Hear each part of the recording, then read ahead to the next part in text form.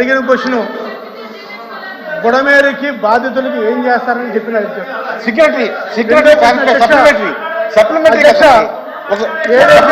అవసరం ఉంటుంది. గౌరవ మంత్రి గారు ఇరిగేషన్ మంత్రి గారు బుడమేరు గురించి చెప్పారు, చాలా చక్కగా చెప్పారు అధ్యక్ష. కాకపోతే ఇదే బుడమేరు గురించి అధ్యక్ష నేను గౌరవ మంత్రి గారిని ఇరిగేషన్ మంత్రి గారు 2-3 అడుగుతాను అధ్యక్ష. బుడమేరు ఖమ్మం నుంచి మైలవరానికి మన ఆంధ్రాకి మైలవరంకి వస్తుంది.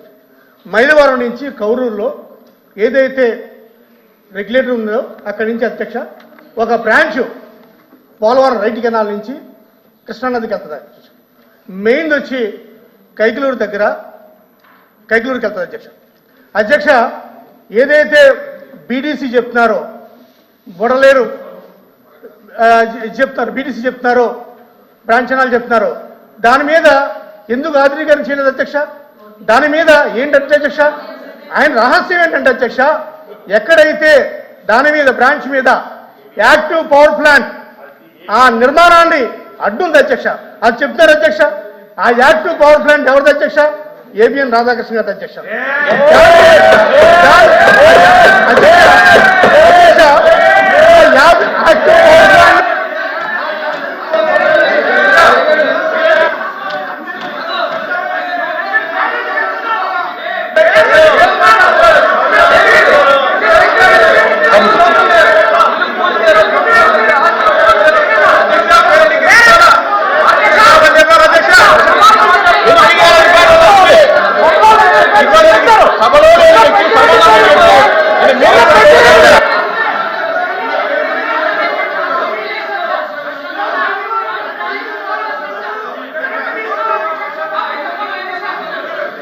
ఓకే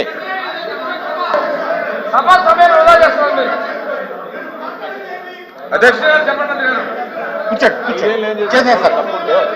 అధ్యక్ష అధ్యక్ష ఇప్పుడు సభలో లేనిటువంటి వాళ్ళ పేర్లు ఉదహరించడం అవన్నీ కూడా రికార్డులో తొలగించవలసిన అవసరం ఉంది. నెంబర్ 1 మనం గతంలో కూడా అనుకున్నాము సభలో లేని వ్యక్తులు మనం మాట్లాడకూడదని, రికార్డు నుంచి అప్పుడే తొలగిస్తాము. మాజీ మంత్రిగా మాట్లాడారు. విచారణలో ఉన్న పేరెంట్స్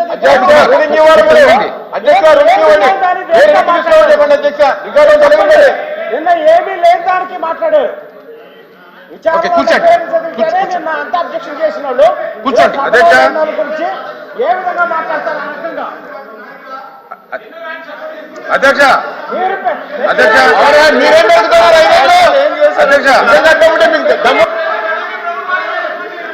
ఇక ఈ క్వశ్చన్ క్లోజ్ చేద్దాము. అబ్జెక్ట్ చేశారు తొలగించాలని మంత్రిగా చెప్పండి. అధ్యక్ష మీరు కూర్చొని వాళ్ళు అధ్యక్ష ఇప్పుడు కూర్చోండి. 5 సంవత్సరాలు ఇప్పుడు మేము అడిగిన దానికి సమాధానం చెప్పలా అధ్యక్ష. మేము చాలా సూటిగా ప్రశ్నించాం. ఏదైతే బుడమేరుకి డైవర్షన్ ఛానల్ కి సంబంధించి గత 5 సంవత్సరాల్లో ₹1 పని కానీ, 1 అరబస్తా సిమెంట్ పని కానీ ఎందుకు చేయలేదనంటే దానికి వేళ వాళ్ళ దగ్గర నుంచి సమాధానం లేదు అధ్యక్ష.